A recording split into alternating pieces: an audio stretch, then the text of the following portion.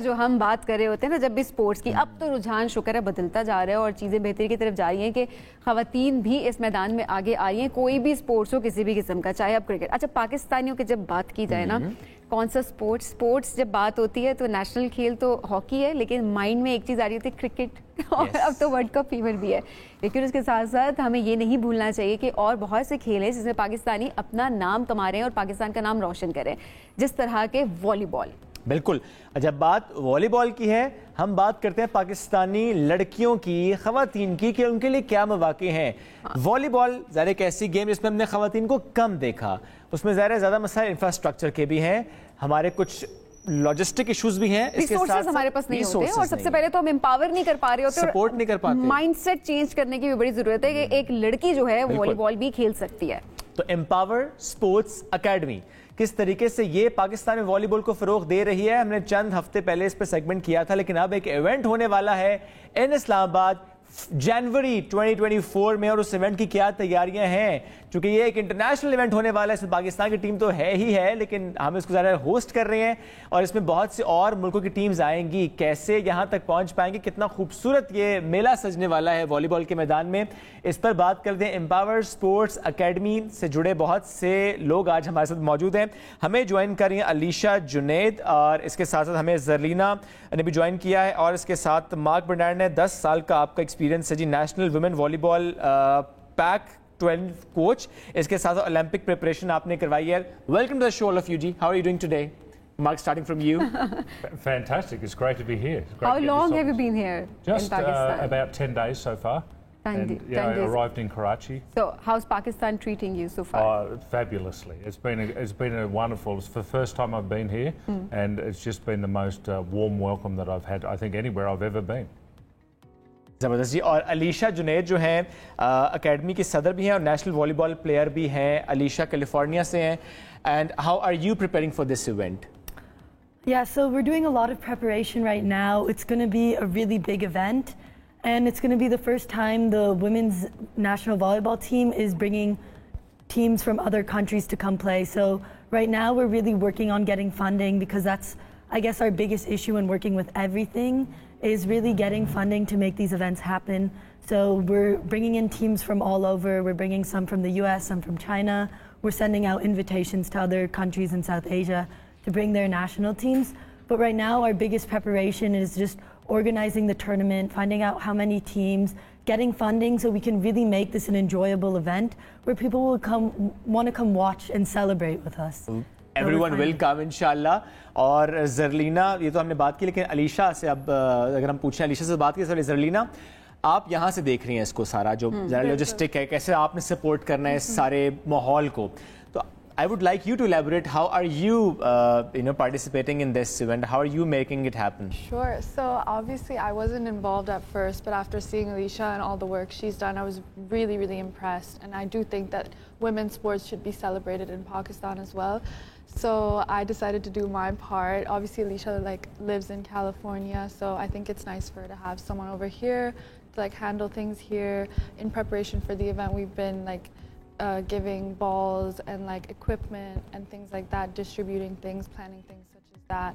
I'm also involved in the health side of things, so I'm trying to reach out to hospitals, organize annual checkups, mental health services, physical therapies, things like that, that aren't really made important usually, especially for female sports. True that. But yeah. So Alicia, what are your plans? How can we encourage and empower female participants to come forward? So we actually have a lot of plans we're working with Empower on. Right now, some of our main ones are actually creating the U21, U19, and U16 teams. So any girls that are interested in playing volleyball or just competing in a sport, we really encourage them to reach out to us, because that's something we want to do. Another thing we're also working on is actually we're bringing the national team to Turkey next week. And we're really excited about that opportunity. They're going to go. We have a really amazing volleyball coach, Giovanni, coming to train the girls along with them meeting the Turkish national team. So that's going to be a really great opportunity, but that's also been one of our most hardest to plan events, because unfortunately the federation doesn't have a lot of funding for women. They're really being supportive and trying to help us in every other endeavor, but they can't give us money because they don't have so much of it. So right now we're really working towards, we just got their visas yesterday and today we're working on it. And we really want to thank the departments that the girls all play for, because they've been a great help. They've been paying for their tickets to Turkey, but we're still struggling to find stay and food for them while we're in Turkey. So that's also another big help. If anyone knows or would like to donate, we would love to get that support, because we really want them to have this opportunity, and the time is kind of running out till we have to go. And we know it's going to help the team so much. This is the first time this team's going to be going abroad and really learning from a bunch of other really good teams in Turkey. And what is the eligibility criteria if anyone wants to participate? Yeah, so the eligibility criteria for the Turkish thing is we just really want funds. We have the team set that's going, the 12 girls that are narrowed down, and our coach. But we really like anyone who maybe even knows of a place that might be accessible for us to maybe rent or go to, that would be very helpful, because we really need to get the girls a comfortable place to stay while they're there, and also food and other things. It's just, we really want everyone to enjoy the sport, and we want them to go out and learn from other people and then come back from Turkey and teach it to all these other girls in the nation. Great. And Mark, how long have you been training Pakistani players? Just for about a week and a half so far. So it was completely new to me when I arrived last week, and it's been a great experience. I think obviously starting women's volleyball in Pakistan has been a big task, and getting that culture of volleyball, like Alicia said, with the under 19s, the under 16s, that younger age is important to grow the game. But they're a group of hard-working women. It's great to work with them. We've got to improve for sure, but that's what I'm here to help with, and that's why they're going to Turkey as well. And so it's just, we'd like things to happen instantly, but they don't. So, but we're working at it. But the key thing is they have a great attitude, and with that great attitude, they'll get better. But obviously things take time. They do, unfortunately. But they have potential. Yeah. There's no doubt. I think they can be very good volleyball players one day, inshallah. What was the difference you have seen in Pakistani volleyball players, like you have been coaching internationally as well? What was the difference? Well, obviously the international players have the benefit of having a lot longer time, experience and high-level competition. I think Pakistan hasn't had that option so far. So it's really just a matter of experience, and you can't get experience unless you just, like you said, you go through the time to do it. So we just need to take this team, get them better, and then really start to develop that younger age group. So by the time a 13 or 14-year-old comes to the national program at 19, they've had 6-7 years of experience. Now they've had none. So we're playing catch-up, basically. Okay. And Zarlina, for any event to be successful, we need sponsors. Of course. For cricket, we have sponsors. Of course. For volleyball, we don't have it. Yeah. What are you doing for that? Well, we're trying. I know they've reached out to a lot of people, in Pakistan and outside of Pakistan. So I think that, a lot of people are very supportive, and I think there's definitely some that are looking good and some opportunities that are out there. Obviously can't say anything yet, but... So we're hoping for good? Hoping for good sponsors, yes. Please say. But any expectations from the government? Especially the government of Pakistan? Yeah, so the government for volleyball, they work through the Volleyball Federation. And like I've mentioned before, they do have funds, but unfortunately not so much. So we really need to work to find sponsors that are willing to help us, find even just individuals who are willing to just sponsor small parts of what we're doing, even if it's not overall. It's just that the government, they have limited funds, and right now, not so much of it's coming to the women's. They're really trying, but we really need to improve our program to get to a point where we're bringing in a lot more sponsors, because unfortunately the Federation isn't able to split their limited funds between both men and women's at the moment. And for new players, for more players to come in, what are the steps we need to do for grassroots level? Because we don't see girls playing volleyball in schools. We don't see girls playing volleyball in the streets. Yeah, so unfortunately, actually a fun statistic is that volleyball for men's is the second or third most played sport in Pakistan, because it is so accessible for them to go play out in the dirt, out in the grass. So what we really want to do is start implementing volleyball programs in schools where we'll just we'll provide the schools with some nets, some balls, have them sort of run it. run these little stations where they can teach the kids volleyball. And even if they don't have a really like high-level coach or anything, at least they're getting some experience playing, touching the ball. And then we also are really trying to work on creating programs for grassroots level kids. So our actually main goal as Empower Sports Academy is to create a massive internationally standard facility, not just for volleyball, but for all indoor sports, specifically for women. And from there, we really want to train the passionate grassroots level kids who are willing to put their all into this sport. And that's going to be our main goal from then, is really just focusing on the younger age groups.